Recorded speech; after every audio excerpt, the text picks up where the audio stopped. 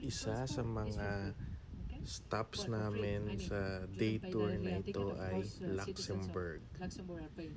Isa itong maliit na bansa malapit sa Belgium, na kung saan doon kami nanggaling.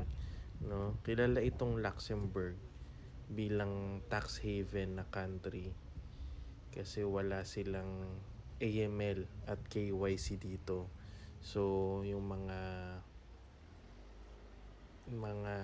money launderers, dito nila nilalagay yung pera nila at walang nag-iimbestiga. No? So, merong walking tour pero pinili namin na may option naman na magsarili. No?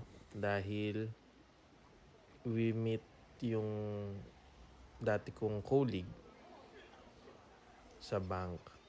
No? Dito siya based. Dito siya nagtrabaho, nadala niya na yung family niya dito. Dito na siya nanirahan sa maliit na bansa nito. Sa liit nito, malalakad at may ikot mo yung buong city or country nila. No, so minute namin si Sir, sinamahan niya kami maglakad-lakad, mag-explore. Basically, sinamahan niya kami mag-walking tour.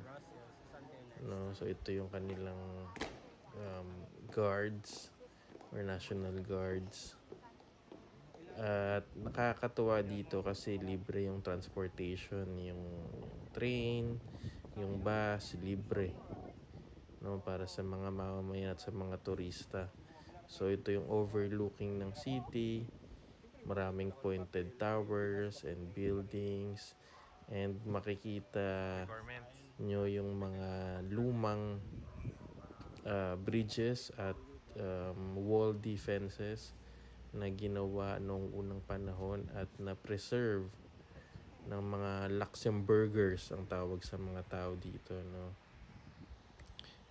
Very solid at buo pa rin yung mga defense system na ginawa nila, no, ng mga sinaunang tao na design for defense, no, laban sa ibang European countries, no.